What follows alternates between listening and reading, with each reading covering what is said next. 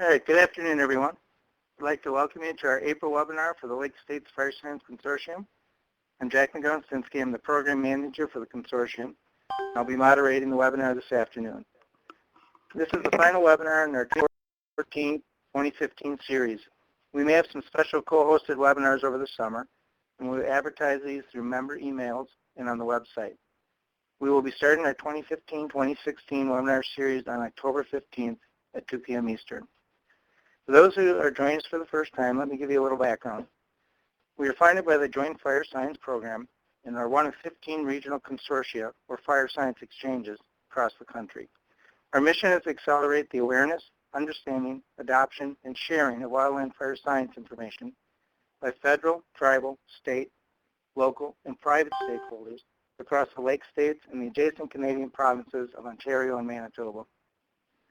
We strive to be inclusive and neutral science partners working to foster collaboration among researchers and practitioners and organizations and individuals, and by developing innovative approaches to science delivery while facilitating dialogue about new science findings and emerging needs.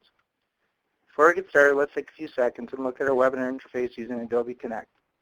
If you'd like to ask a question or interact with the attendees, please use the chat box located in the lower right-hand portion of your screen. Make sure once you type your question, you click the send button. We'll be monitoring these questions and we'll make sure that there's an opportunity to address them. If you'd like to learn more about the consortium and what we are doing, please visit our website at lakestatesfireside.net. You can also sign up to receive our newsletters and announcements, and you can also follow us on Twitter and Facebook. Now into today's webinar. Today we have Trent Wickman giving a webinar on easy-to-use smoke tools. Trent grew up in northern Minnesota and the Upper Peninsula of Michigan. He attended Michigan Tech University in Houghton, Michigan, received a BS in biology and an MS in environmental engineering. After graduation in 1996, he worked as an air permit engineer for the Minnesota Pollution Control Agency for 5 years, drafting and issuing air permits for new industrial sources. Since 2001, he has worked for the U.S. Forest Service as an air resource specialist assessing the impact of air emissions from industrial sources to forest resources, and also supporting prescribed burning operations through various smoke management activities. In his spare time, Trent prays for snow so he can go cross-country skiing. He's an active Boy Scout leader, fishes, backpacks, and generally chases his 2 boys around. So with that, Trent, go ahead. All right, thanks for the introduction, Jack. And it's a little weird to give a presentation to a computer screen. So in an effort to try to make it as interactive as possible, please use the chat box, and Jack will cue me when there's questions, and I hope to answer them as we go along here. That'd be the best way. So don't save them for the end. When something comes up, just ask it. Things we're going to go over today are tools that I use. Maybe they're not the best, the greatest, the newest, or people have their favorite tools. These are just tools that I use. If you move around the country, you'll find that other people might use different tools. But in my mind, these are the easiest to use and the ones that I use all the time, and they work for me. So I'm just throwing that caveat out there. So without anything else here, we're going to get into it, and I hope that this is useful as far as demonstrating to you all that these tools are easy to use and you feel comfortable trying them out. And I would encourage you to do that after we're done. Otherwise, you'll forget all this stuff. So try to use them and try them. And then if you have any questions, feel free to give me a call or email me. So, and in that vein, there's my contact information, and it's also other places here too. And this will be archived, so it'll be a reference that you can go back to again if you trying to do something a few weeks from now and you're not exactly sure what happened. So anyways, just a little bit on me. Background is sort of already given there. I've spent time in the UP and in Minnesota, and in the process drove back and forth through Wisconsin a lot of times. And so this is sort of my home. And yeah, as you said, I became a Forest Service employee in 2001. And expanded my duties from just the forest I was sitting on to the entire Lake States region of the Forest Service. So that's all the forests in Minnesota, Wisconsin, and Michigan. Okay. And just for the Forest Service people on the phone, just wanted to mention that our program is structured such that in Region 9 or the Eastern region, we have 3 people. Like I mentioned, I have the Lake States. We have Ralph Perrin in the Northeast part of the zone or of the region, and then Claire O'D that takes the Southern Tier forests. Although we all help each other out. So, what do you need to know about smoke? This is my Cliff Notes version, and there's 5 subjects on here. And today what I'm going to cover is subjects 3 and 4. And maybe at some point in the future, if there's interest, I could do additional presentations on the other topics. But today we're just going to focus on 3 and 4. So we're going to first look at how to figure out how polluted the air is now. So when we do that, the tool that is used by state agencies and EPA is called the Air Quality Index. You may have heard it called the AQI. This is a tool that's specifically designed for communicating with the public, so it's very non-technical. It uses a rainbow code instead of concentrations and thresholds so that people can understand what's going on. And so this same code is used for different pollutants. And so even though the different pollutants have different thresholds of concern, they're all normalized on a 0 to 100 scale and over that so that people can understand. And so this is the stuff you hear about in the news. This is the stuff that could trigger evacuations if it was really bad. And it's pretty handy to use a system like this to communicate with the public, like I mentioned. So this is an example of how it looks.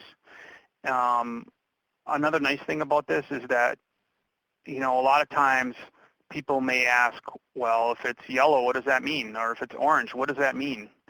And these are the statements that go along with those index values and colors, which is pretty handy because none of us, I don't think, are medical professionals. So it's a nice way to kind of give some guidance, but in a non-threatening way to yourself, so you're not extending yourself out there trying to say too much on what that means. So this is a real handy way to do it. Oops. So I know I didn't get a chance to see where everybody's from. Again, the talk is going to be focused on my 3 states, but if you're from outside that area, this definitely can still apply, but most of my examples will be in those states. And so here's an example from Michigan. You can sign up to get emails on when there's air quality alerts. It's a very nice thing to do. You don't get spammed. You only get emails when there is one, and I think that's really good information to have. It varies among states regarding whether or not you are allowed to burn under certain AQI categories. And that depends on the smoke management plans. But even if you're not required, to look at the AQI and make a decision based on some threshold, it's a very good thing, I think, to have in the back of your mind when you're getting around to burn day and thinking to lighten up. If you're thinking to lighten and it's already in orange, or especially if it's in red, I know you've got a lot of things to balance, but I would think that would be something that you definitely would want to consider when you're go, no-go. And then Minnesota, this is just an example for Minnesota's, and the link is on there. And you can get the same thing, sign up there. All states have ways to do this. And if you are somewhere else and you're not familiar with the state air agency or whatever, this is another way. This is EPA's site. So this is where you can find out information about current air quality. I don't know if they have a sign up here. I wouldn't do it because you get the whole country. But again, if you're somewhere in a different state on assignment, there's a way to find out. You can always go here to get information on air quality. So that was a little bit on how to know what the air quality conditions are today. Is there any questions on that section before we move on?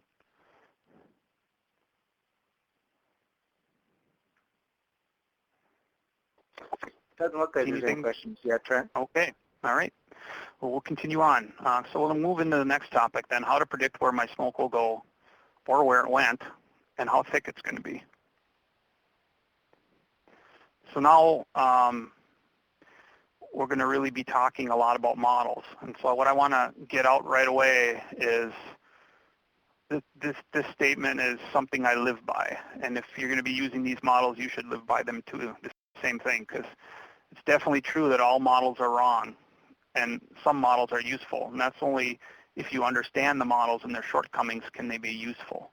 But definitely do not be the person that says, oh, well, the model result said it's 35.6, and that's 0.6 over the standard. I mean, these models are not that accurate. They're not meant for that. They're more useful actually in comparing results amongst themselves. Doing multiple model runs on a certain scenario will help you to judge what is really sensitive, what's really controlling my smoke impacts. Is it weather parameters, fuels parameters, combination? That's where I think models are really useful. So to step that down even a little more, we're going to split that into two parts. We'll first talk about where my smoke will go or where it went. And the actual kinds of models we use for that are called trajectory models. And the specific trajectory model that we use is called high split. And it was developed by NOAA, which houses the weather agency. And so it uses the same meteorology that the Weather Service does to make their forecasts. So, as I mentioned, trajectory models, they can go either way. You can have a forward trajectory, which will tell you from now into the future where the air is going to go from your particular location, or you can do a backward trajectory and say, for the air arriving now, where did it come from? And if you think about that in context of fire, there's use for both of those functionalities. If you will, for example, get a call one day that says, your smoke from your fire smoked me out. You can test that with a back trajectory and see, starting at his location, run it backwards. Now, forward trajectory would be useful for day of the burn. You're getting ready to light, and you want to know where your smoke's going to go. So both of those are useful. And to do either of those two, what you need to put into the model are just three basic things: the starting location, the height, and we get to talk about what height, but we want to talk plume height, and time. So on a forward trajectory, like I mentioned, plume height's important. On a backward trajectory, where you're trying to see if something impacted somebody, then the height's not probably as important because it's going to be the height of where somebody's standing, which is going to be pretty low. This is just an example of a trajectory, and this is one that I did during the Pagami fire because we had media questions about smoke impacts from the Pagami fire impacting Minneapolis. And what I did is ran a back trajectory, and actually what you want to do in this kind of a situation is run an ensemble or many, many back trajectories, because you can't hang your hat on just one, because they're pretty sensitive, as I'll show, to some of those input conditions. But the Pagami fire is in the red circle there, and the thing that this told me was not so much that, it's not coming from Pagami, because I need to do some more trajectories to see slightly different times, slightly different heights, see how that would affect the trajectory. But the big thing this told me is, hey, look at all those fires in northwestern Minnesota. And nobody was talking about those, but there's an awful lot of fires, and this trajectory ends up over there. So it's possible that they're contributing also, and that wasn't part of the story. So it's pretty useful in this case for that situation. It's important to talk about what these trajectories do not do, and that's really important. So when you're doing just a trajectory, it does not tell you the concentration or how thick or heavy your smoke was. So that's really important to remember. That's what we're going to get into in the next step. This just tells you where the smoke is going to go, or where it has been if you do a back trajectory. So let's see, the next, what I wanted to say is, if you have a really small fire, say you got a 50-acre grass burn, and you run your trajectory out for 24 hours, its trajectory could very easily go across 3 states. But that's where you got to put in your knowledge of what's going on and say, hey, we're not putting up enough smoke that it's going to last that long. And you can also do dispersion modeling, but I just kind of wanted to drive that point home.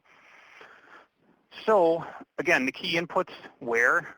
So that's basically, you're going to just pick off a map where that is. and you can zoom in really close to just nail that exactly. But I'm sure if you're within a few miles of your place, it's not going to matter that much as far as where on the land it is, at least in this part of the country, where it's fairly flat. Now the when is important. So you want to time that either with your burn, and during the burning period, you will also want to send up some trajectories because you're putting smoke up that whole time. And you want to think about, too, what height's the bracket, how high will your smoke go, but also remembering that there's always going to be smoke emitted at the lower levels of the elevation, too. So you want to try to bracket all these kind of combinations of height and timing. And again, I said performing multiple runs is important. And just a note, the Weather Service offers these also. But the problem for me would be is that I don't know all these parameters. What have they chosen to put into their run? And then usually you would just get one run back. And this way you can know what you put in to get your trajectory, and you can also do multiple runs sort of at your discretion and however you want very easily, which I'll show you. Just one last example here showing you, again, the Pagani fire and the concern in Chicago, where, there was smoke from the fire, as many people know, a long ways away. But there was a question about it, could this be possibly from the Pagani fire? And this is just to illustrate how different the trajectories can be when you change some of the input parameters.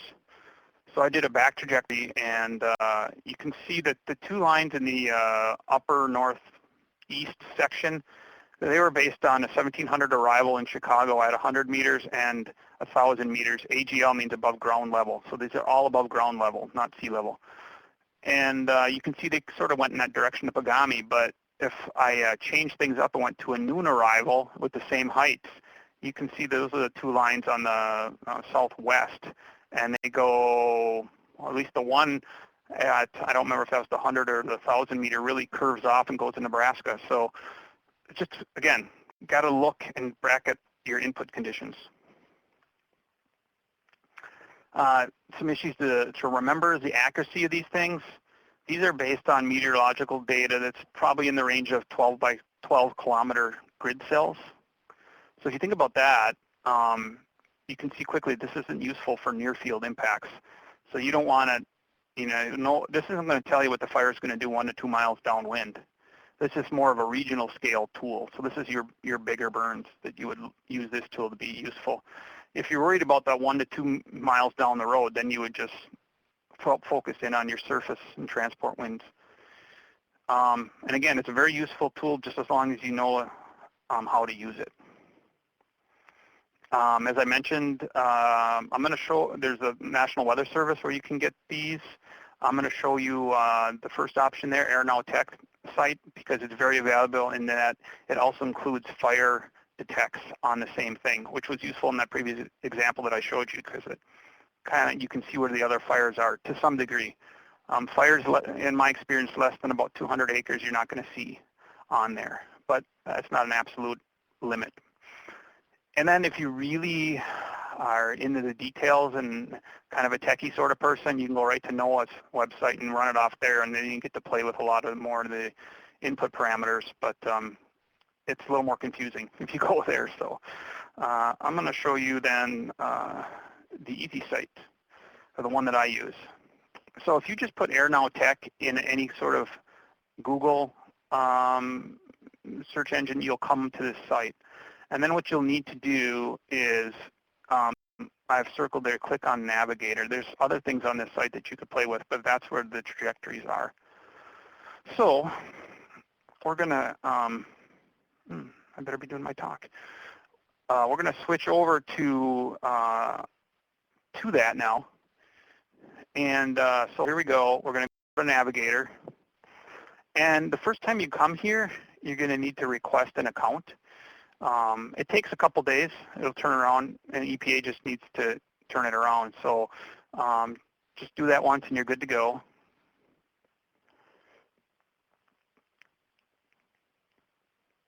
And so when you come in, what you can do is you can, this site has just amazing capabilities, and it's kind of site where you can just play and discover stuff. It's not, I mean, it's got a lot of capability, but it's not really complicated. But so you come in, you're probably going to see the entire United States, but what I've done is saved this view, because this is the part of the country I work in, and so it always comes up to my states.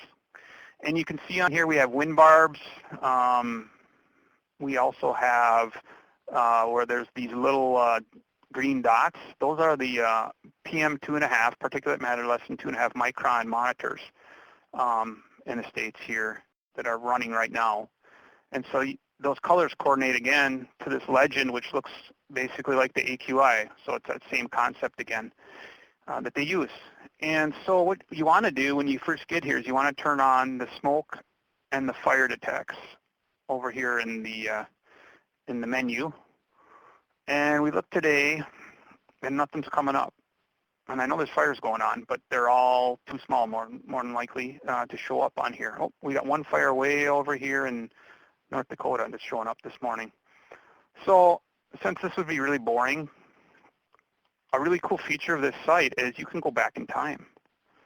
And you can go back quite a ways. I'm not sure exactly how far, but you can try and see. But, you know, this is useful for, again, if maybe there was a fire a few years ago that's really bothering you because you got a lot of flack about where your smoke went, you could go back and do an analysis now on something that you did 4 or 5 years ago, and just for your own purposes or whatever purposes, do that just by changing the date here. So I'm going down here and changing the date.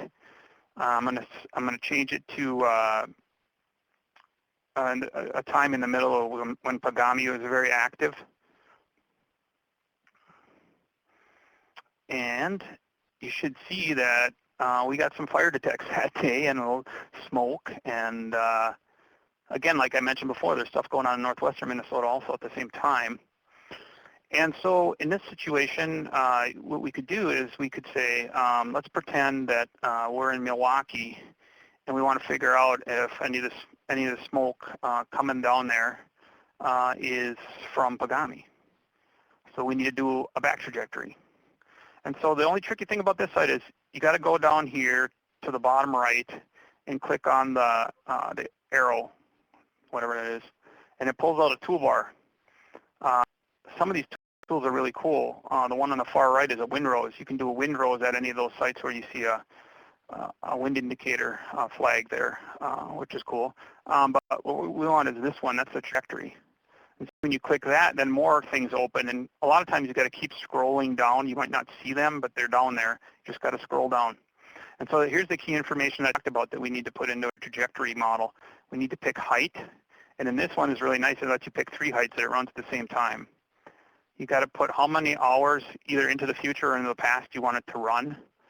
And then on here, you can pick a label you want on your trajectory. I always like hour, but you can choose other things. So for this, we're running backwards. Usually it's in response to somebody's complaint. So the smoke is probably at the ground level or darn close. So for this situation, this is in meters, so you just got to multiply by 3. I would usually do a 10 and then 100, so you got 30 feet, 300 feet, and then, you know, whatever you like, maybe 1,000 feet. It'd be important to know what the mixing height was on that day if you really wanted to kind of narrow in and see, you know, what's going on.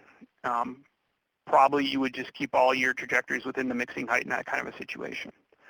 But on day of the burn, it's different, so we'll talk about that. We'll go backwards for 24 hours. Usually 24 hours is long enough. You'll go off the map if you go longer than that in a lot of cases. And so if you're all ready to go, you got your stuff in, all you need to do is go to your spot. We want to do the back trajectory from Milwaukee and just click on it. And you should now be seeing a green, a red, and a blue line showed up on there. And those colors correlate with the colors, with the heights that we put in on the right. So you can see that the 10-meter trajectory goes a little bit towards Duluth, but the higher ones go right through the plume and right through the fire. So again, you would never make a conclusion based on one trajectory, but it's pretty compelling, I think, right off the bat. another thing you could do is say, well, maybe they were seen like at noon. So let's run a trajectory for more like noon, or let's say afternoon. So we'll change the time to 1500. We got to click set time anytime we change the time or date so that everything can reset on the map. Now we can either leave this trajectory there, which is useful sometimes, or we can clear it. And for it's behind this stupid blue thing I can't get to go away, but it says clear, that button. So if we do clear, we got rid of that one. And we want to run it the same way. We're just changing the time, so we're leaving all this the same. So we go back to Milwaukee and click on it. And then it'll be running at the new time. And you can see that it's still basically in the same place, going that way. And you can see also that's interesting is look at the monitor up here in Grand Portage is at 35, where typically you see these are single digits. So that's also an indicator something's going on. So that's a back trajectory. This is, again, just a real quick introduction to the site. Oops, I just clicked on there and look, now they made another trajectory. Oops. You see how easy it is to do. And again, this tool is really great because you have the overlay with the smoke and the fire. Let me go back to my slide here. Oops, not there. Sorry.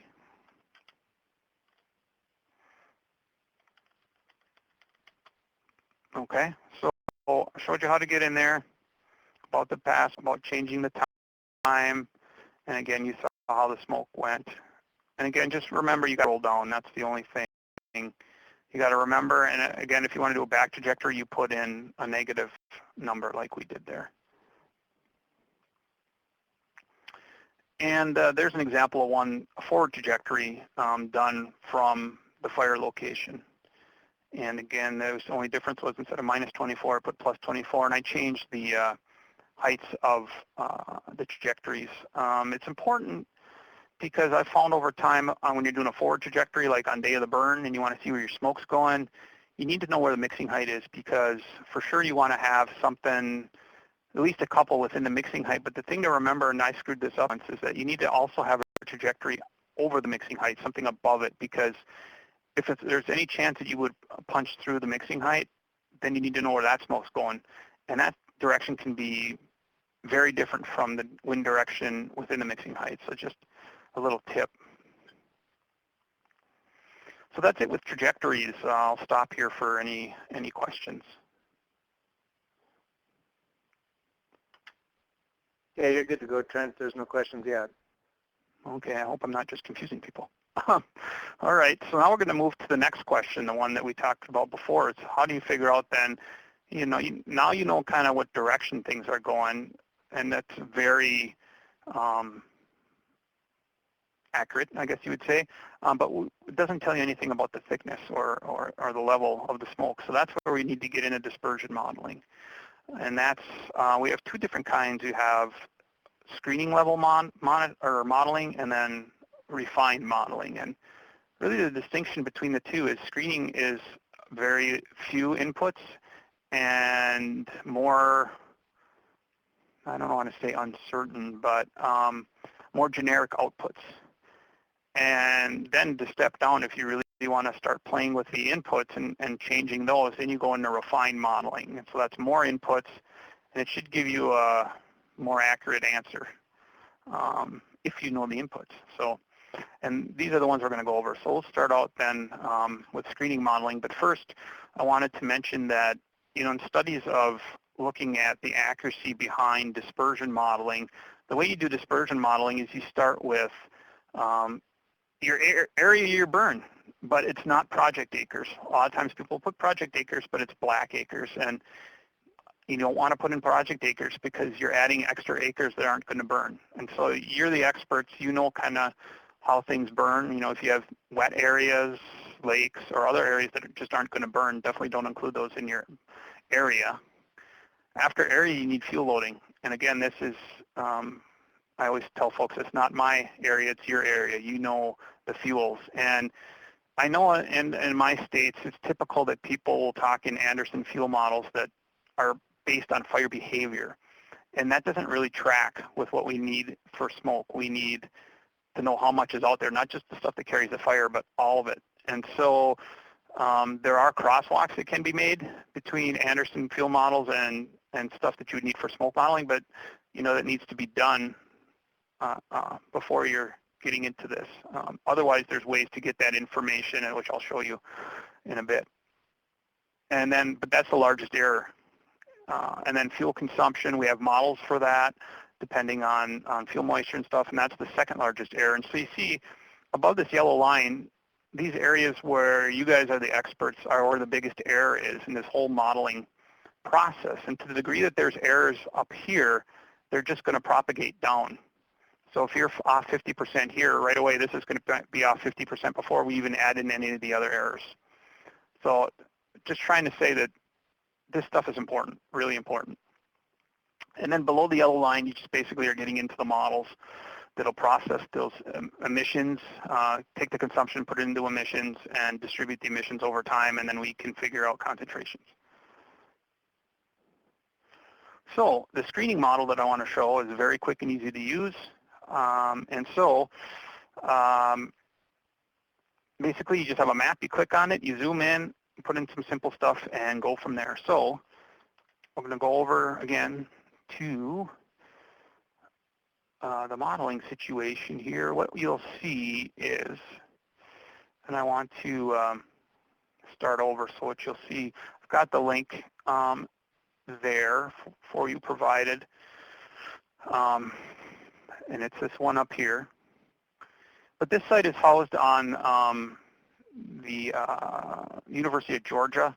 It's part of the modeling consortia, and there's different ones across the country. There's one in East Lansing, I think Warren's on, and there's one down in Georgia. And the folks down in Georgia have this on their site. And so it's really, really slick and quick.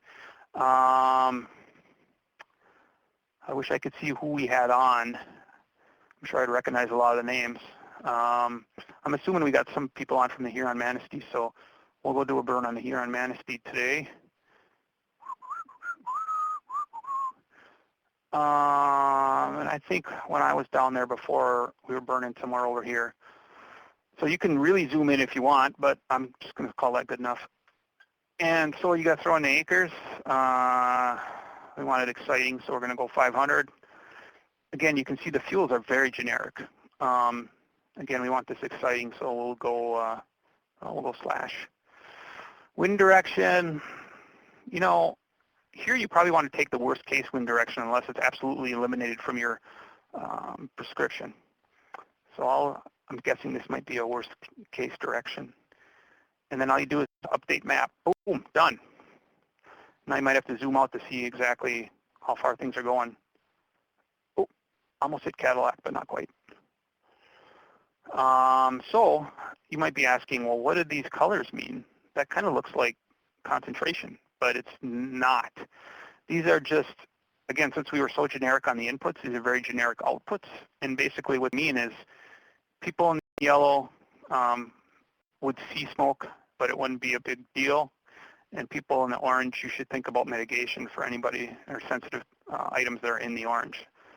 So just by that description, you can tell it's kind of a little bit squishy, but it's simple and quick, and they call it a screening step because if you do this step and you don't see any problems, you're pretty much can be done. And then you haven't spent a lot of time and effort modeling, and you kind of got an answer you can work with usually. Nice feature here is you can get this exported in Google Earth, so it'll come out in a Google Earth file, and then you can pull that into whatever other kind of layers you have and put it in planning or whatever. So this would be something more for the planning side, not a day of the burn stuff, but real simple to use and quick. So I'll ask if there's any questions on the screening model before we move on. Yes, Chairman, we got one question. What are the crosswalks between the Anderson fuel load modeling for fire behavior and those for smoke modeling? Yeah, we're going to get into that in the next section. Okay, good. Is that it? Yes, that's it so far. Okay. Let's see. Go back to the presentation here, make sure I didn't forget anything. So we showed I showed you how to do these different things, and we got results. Okay, so now we're going to move on to more refined modeling. And this is off the same site. You would just click on Smoke if you didn't have the actual direct link, and then just click on Vsmoke. I'm sure some of you folks have heard of Vsmoke. It's actually required in the Forest Service under regional direction that all burns have to run Vsmoke in the southern region, Region 8. We have flexibility here in Region 9 to do whatever level of analysis we think is necessary for smoke. So, but I just wanted to point that out because you may have heard it. So, finding the location again is very easy. It's the same way as before, but what I want to show you is look at how many more inputs we need here than we did before. So that's why I'm referring this as more of a refined model, because you can then play with the inputs individually and look at their effects on your smoke. So I guess to spread it around a little bit, I know there's folks from, I guess, that there's folks from the Schwamigan on. And so we'll do a Barron today. If I remember right, some of those units are about that big. Being out there before, I don't know, throw that out there. How long it takes to burn it, we'll leave that. You can see the fuel loads now are a little bit more specific. I think that's pretty typical. And it tells you even here what that relates to as far as tons per acre. So if you had any actual measurements, you could look and see how this comes out. So I'm thinking sort of in there, you got your fuel moisture, which you could pull out of your prescription. This just shows you how much emissions all that correlates to based on the inputs above, and some heat stuff you don't care about. And then it goes to weather. And so this is, again, some more places where you can have input. I have not seen where people have put mixing height in their prescription or transport wind, but the combination of those two is dispersion index or ventilation index. And so you're probably required to have a certain ventilation index, which means then that's pretty much an infinite combination of the two, mixing height times transport wind. But you should have a sense kind of what you're looking for, what you have seen before, especially in areas where you've burned. If you have some decent weather records, you have an idea of what mixing height might be. So, oops. I clicked the wrong button. Oh, that's no good. All right, go back here.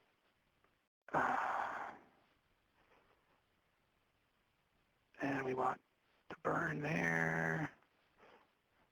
And what did I say? 2,000 acres. And I said moderate. And we were down here on the weather. So I'm going to bump it a little bit and bump it up to 3,000. That will improve your results. The more air you have to mix in, the better. And the faster the transport wind, the better. But obviously, I know those are going the opposite way for fire behavior. So we'll just leave that for now. We'll go pick a wind, see, sort of a northwest wind. Stability class, everybody remembers from their fire behavior classes about stability. The more unstable the air is, the better plume rise, higher fire activity, better dispersion. I know people will ask, well, what's the cutoff? How do I know which one to pick? It's complicated, but for sure don't pick neutral. We would never burn under neutral. I would pick one of these three, and for better or for worse, if you don't have any idea, pick the moderately unstable. If you know you got a really high Haynes, and it's really, Haynes isn't an exact correlate, but it helps you understand it. If you have a pretty high Haynes, you might want to go this. Or the better example would be to run one each way and see how much difference it makes. You can also put in background here, so this adds your concentrations on top of the background. And this is a pretty good number, 5 for at least the northern parts of the states I work in. Southern parts, maybe not so much. I won't talk about this. And then so you're all ready to go. You've got all this stuff done. And couldn't find it. There it is, run model.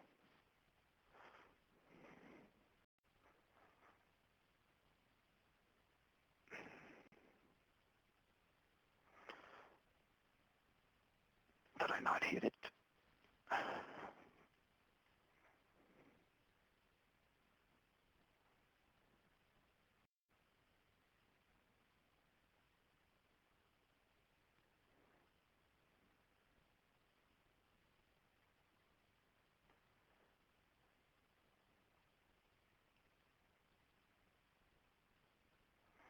All right.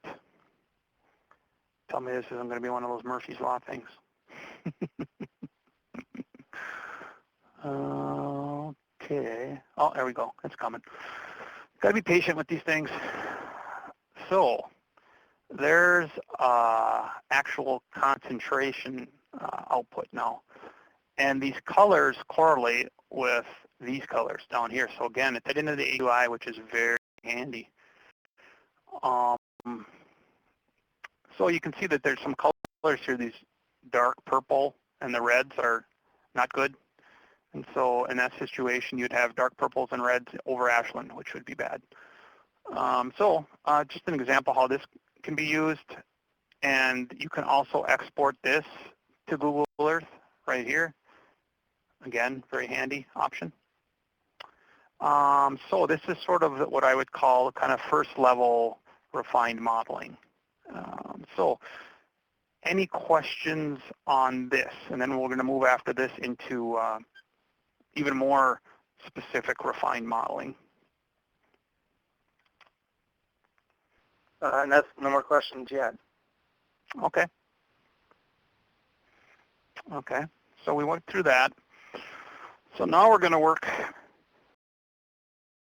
my favorite one, Bluesky. And you've probably heard of Bluesky in regards to, it's a program that does a lot of things for different purposes, but they have a part that's called the Bluesky Playground, which is where we're going to go.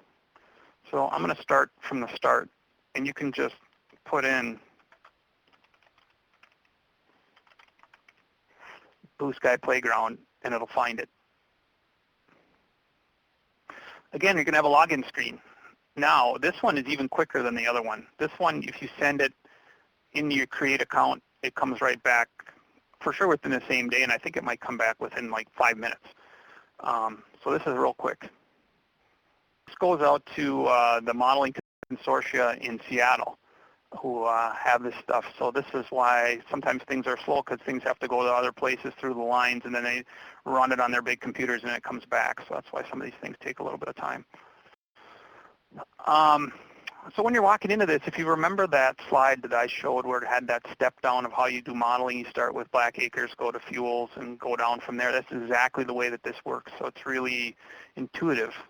So when you start out, you want to start out with create a new emission scenario. So here we are. And the thing to remember about this is that this is the only time you get to name your emission projects. What they do is they split it into two parts. You have an emission part and a dispersion part. And you get to name each one of those. Usually you would name them the same thing because they correlate.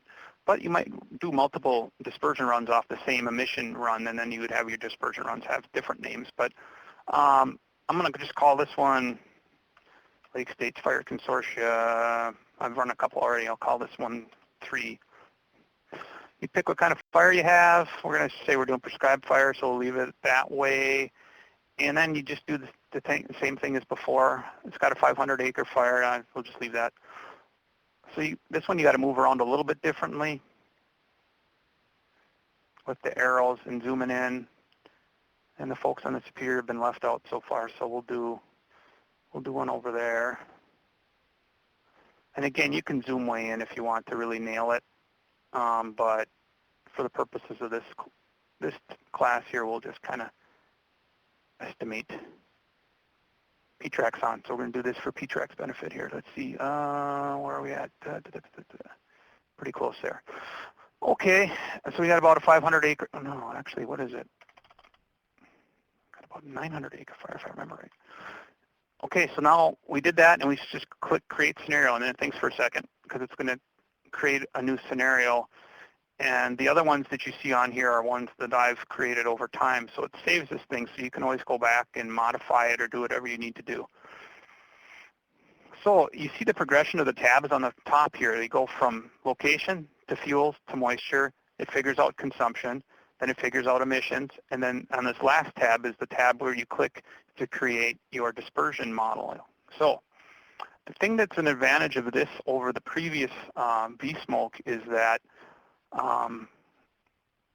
you really can get into the fuels here, which again, as I mentioned before, is a huge source of error trying to get the fuels figured out. So this is why I like this one better. But the other one, Vsmoke can be good as sort of an intermediary too, to see if you, again, sort of as a screening process. But here you get to deal with the fuels more directly. I just want to mention on this tab that you could split your burn into multiple days. I usually don't do that, but that's a feature there. So you go to fuels, and it's going to automatically pick one from their FCCS National Fuel Bed Map. And pick 900. So you wonder what that is. So you can go down here and say you know the FCCS fuel bed you want. You can pick it off of here.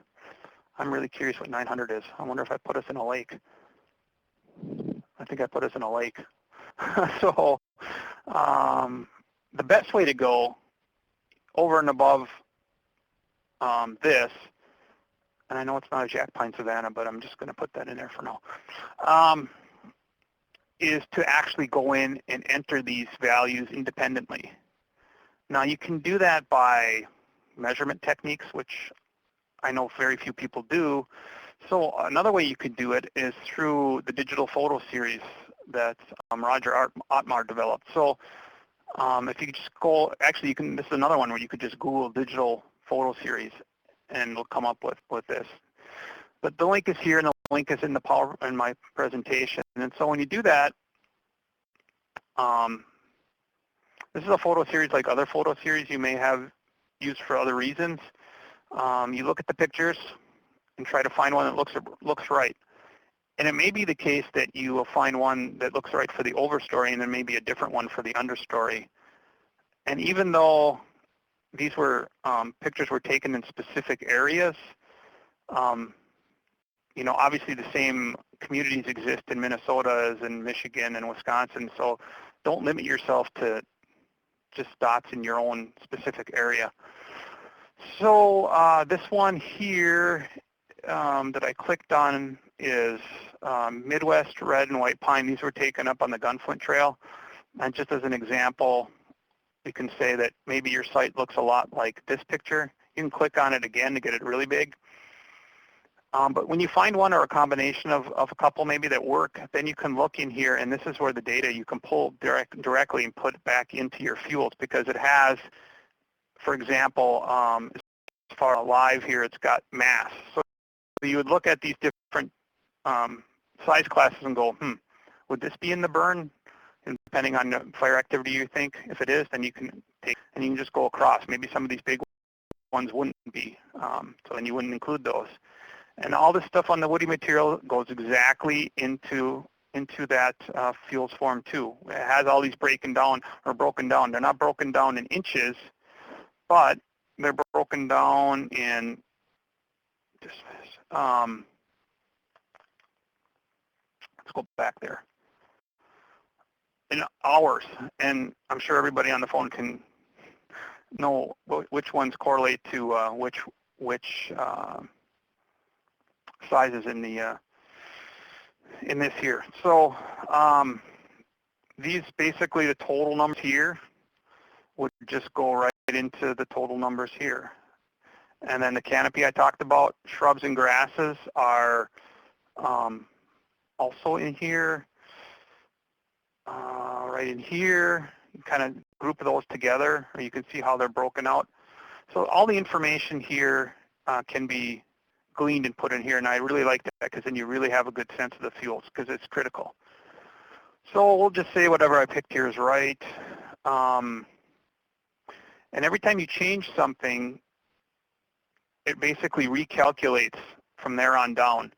So we changed the fuels, it recalculated the consumption and the emissions and everything. You pick your moisture. I know that you usually have a parameter in there for maybe 100-hour moisture, or but you just pick one of these to try to find something that brackets about what you're expecting. So we'll just pick that for fun, dry, and it's going to say, do you want to do that because you changed it? And you say, yeah. And then here's the consumption. So you can see that we had none of the canopies consumed, and then we had about 18 tons per acre consumed. I can't remember, what do we have total? Wait a second here. So, that's interesting. Sold 7. That should correlate with your fuels. It should be some percentage of your total. And I'm not sure why that is right now. I'd have to go back and look. We're trying to get all the errors out of this thing, and I thought we had them all pretty much. But usually it doesn't. Usually you can see it's just a percentage of the total. Now here you can split up your burn into certain sections. If you were going to burn a certain amount of acres over a certain amount of time and then have a start later for another section, you can get into all that if you want to. I'm not going to. I'm going to just leave that.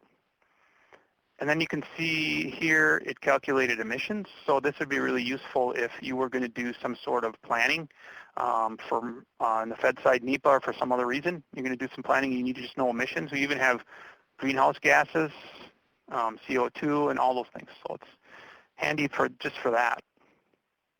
So now you're done with this part of it, and you would say, I want to create a dispersion model.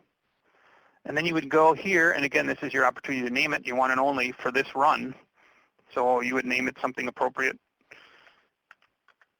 Maybe I had really low mixing heights, or not mixing heights, but maybe I had really dry. You could call this one dry, and then go back and do another run later. Now here's the key.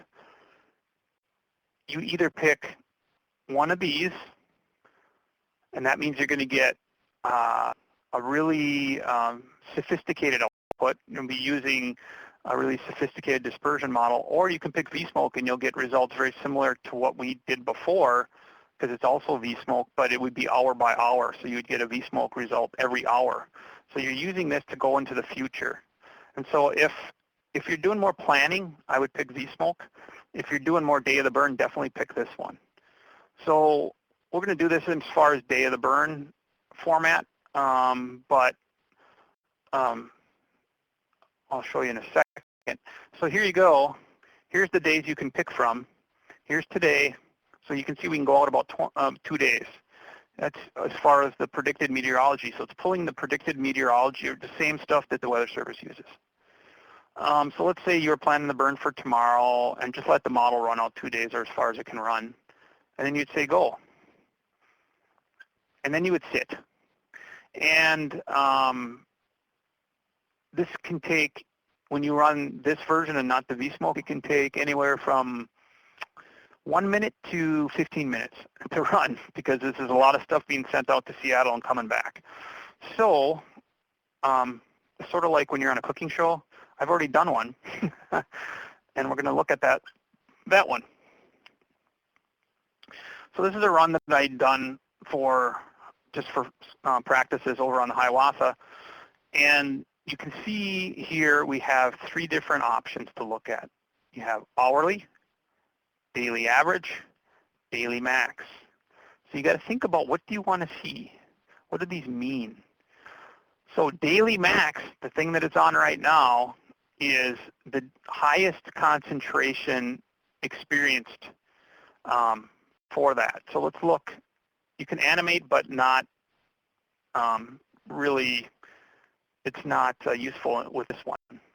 So you can see, and you can toggle this. You can kind of slide it back if you want to. So you see there's one result there. So we basically only have 2 results. We have this one and the next one. So this is the daily for the first day, April 17th. So the maximum concentration seen at these locations during that day. So you can think of it as like peak impacts. And people have asked me before, this is ground level concentration. This is not, you're not looking at a plume up in the air. We don't care about that. We only care about ground level concentration. So for all these maps, even the Vsmoke before and all of them, we're always estimating ground level concentration. So you have this for the one day, and you have that for the next day. So that tells you something, at least about where the worst case impacts are going to be. But let's say you want to see it more as it develops. This is hourly, and then you can animate it. and you can see it step through. See, we're at 2, 3, 4, or in the evening before you see smoke, and that makes sense, right? With as far as you're going to get a good plume rise during the day, and it's going to fall out in the morning. So this goes really fast, so it's easier actually to just slide it by hand. And here you can go slow and see how it would progress through the day. So this is the most quote-unquote realistic depiction of the smoke plume that somebody can get. And not too long ago, it was really, really complicated and hard to get these kind of outputs. It was really complicated modeling. But they've done this now so that it's pretty accessible, I think, as far as what you need to put in to be able to get results like this. I've taken this to, again, you do this for day of the burn, and at the briefing, morning briefing, and have this there is really, I think, a useful tool. I'm sure there's folks on the phone that can verify or not that statement. So, so we've gone over hourly, daily max, and then we have daily average. So instead of the daily max, so what's the average of all those hours? And you can see that's a much different output. You can barely see that because that's just telling us the plume's moving around during the day. It's not sitting in one spot. And so that's why the average is really low, whereas the daily max at any 1 hour are quite a bit higher. So let me go back to, I know we're pushing up on the hour here. I just want to go back and make sure I didn't miss anything, and so we have a little bit of time for questions here. So again, we went over that, told you about how you work through the process, really get your field information right. Again, the digital photo series and how you can do that. We talked about that and the emissions. We made a dispersion run. And like I said, when you get to this point, if you're going the fancier way, you might as well just go get a cup of coffee or something. And then there you have it. And we talked about that. So the websites for this tools that I've gone over are right here. And again, this will be archived, so you'll be able to go back to this and look. Some of these you can just Google them and pull it right off. And then just lastly, just some general tips that I give just for smoke management in general is just to establish and maintain relationships with your air quality folks. So especially like air quality inspectors in your area, they probably don't know anything about land management because they're used to walking through power plants and industrial plants. So it's really great to have them out for a burn and talk to them. So the first time you're not talking to them is when they get a complaint, because a lot of times complaints will go through the state air quality agency and end up with a person like that. And if they don't know anything about fire, that's not a good place to start. And then I always encourage just ongoing collaboration and discussions with your public, mostly to just get that support for your burning program. You would never want the case to be like, I don't know what they're doing up there. I just see smoke. I don't know what's going on. And then I showed you how to take existing air quality into account, and some other time I might come back and talk about these other topics. So, and just a last plug, I know many of the folks that I work for in my states are actually in the other consortia that's just south of here, south of the lake states, the Tallgrass and Oak. And so there's another place where you can get fire information. And then the last plug is on that Lake State site, we have a page that has smoke management plans for all my states and other tools. So there's that other one that I was talking about, and questions. Okay, there we go. I'm ready for questions. Sorry it was a little long. Oh, you're fine, Trent. So folks, if anybody has questions, make sure to get them in the chat box. I'm glad you showed your contact information, Trent, because there may be additional people want to contact you directly. Yeah, and Trent mentioned, just a reminder, this has been recorded. We'll get the recording up on the Lake State's website. There'll also be a copy of the PDF, so you could find the exact slides with some of that information. And I'll take a look at our website, Trent. Some of those tools, I think all the tools you mentioned are listed on the Lake State's website too, but if not, we'll make sure we get them up there. Yeah, I need to take another look at that again. So I would say primarily start with the links that I have on this presentation, and I need to go back and make sure everything's up to date there. Okay. And we did have some folks typing. Let's see. One question we got, if someone wanted to use spot weather forecast with NWS for more accurate info for small burns, how do you do that, or how do they do that? I guess I'm a little bit stuck on the more accurate. They use the same tool that you would use if you used the thing that I showed you, so it wouldn't be more accurate. And again, if you're looking for just a small burn, that's going to have more local impacts, obviously. Again, I wouldn't probably use a trajectory just because the model uses 12 by 12 kilometer grid cells, and so you're going to be all within one grid cell potentially, or just two. So I would look at the surface and the transport wind direction and kind of use that to gauge where your smoke's going. Okay. Another question, is there a recommended tool for looking at very local smoke dispersion, say within a mile or two?